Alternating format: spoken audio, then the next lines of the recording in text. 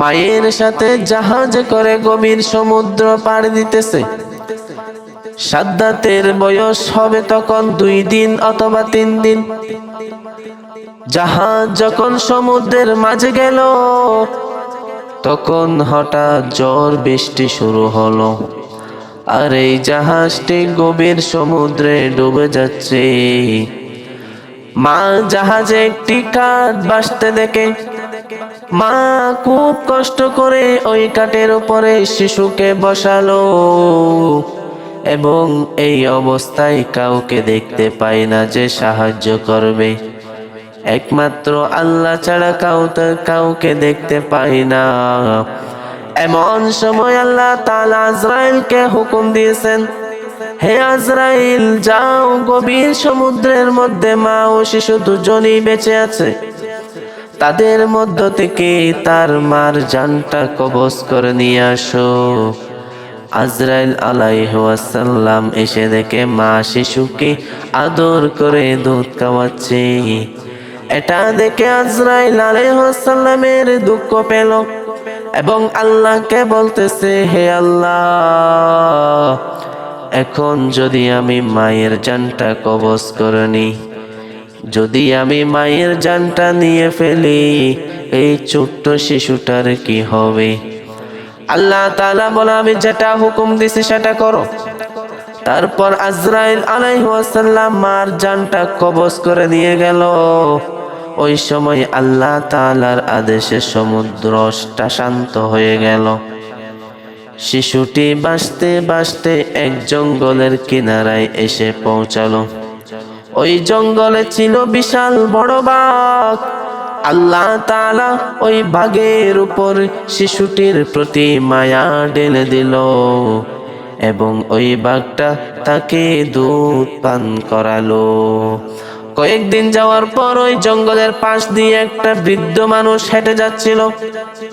হঠাৎ করে তার চোখ পড়লো ওই শিশুটির দিকে।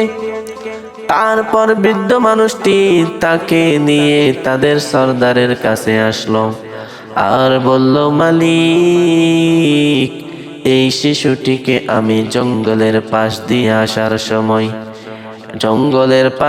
আসার সময় একা পড়ে থাকতে দেখেছি, তাই নিয়ে আসলাম। সর্দার বলল, আজ থেকে আমি তাকে লালন পালন করব। এরপর সাদ্দাত মাঠে খেলা করতেছে।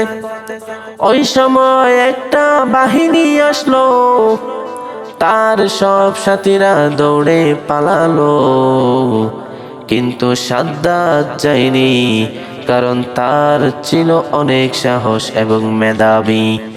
কয়েক বছর 8-9 বছর হবে, তখন ওই বাহিনীর মধ্যে ছিল এক অন্ধ ব্যক্তি। সে সুরমার খোঁজে বাহির হয়েছে।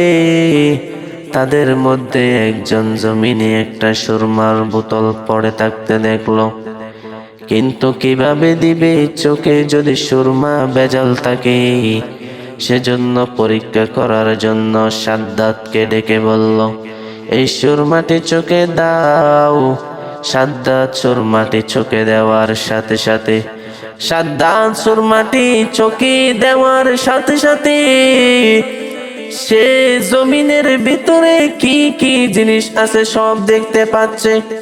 তাই সাদ্দাত তাদেরকে মিথ্যা কথা বলে, এই সুরমা দিয়ে আমার চোখ ব্যথা করছে, এই সুরমা দিও না আমাকে, তোমরা কি সুরমা দিয়েছ? এই সুরমা দিয়ে আমার চোখ জ্বলে যাচ্ছে। এই মিথ্যা কথা বলে ওই বাহিনীরা সুরমাটা ফেলে ভয় পেয়ে চলে গেল। সাদ্দাত ওই সুরমাটি বাড়িতে নিয়ে আসলো এবং বাবাকে বলল, বাবা আমার, আমি এমন এক জিনিস পাইলাম, যে জিনিসটা চোখে দিলে জমিনে থাকা সব সোনা রূপা দেখতে পাই এবং আমরা তাড়াতাড়ি বড় লোক হয়ে যাব। এর কয়েক বছর পর তার বাবা মারা যান।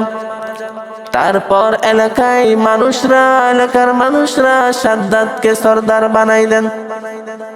সর্দার বানাইয়া ঘোষণা করে দেন, এর কিছুদিন না যেতে সাদ্দাত সোনার রূপার মালিক হয়ে গেল এবং তার অহংকার বেড়ে গেল এবং সাদ্দাত সৈন্য নিয়ে দেশের বাদশার সাথে যুদ্ধ করতে করতে এক সময় দেশের বাদশা মারা যান এবং সাদ্দাত দেশের বাদশা হয়ে গেল।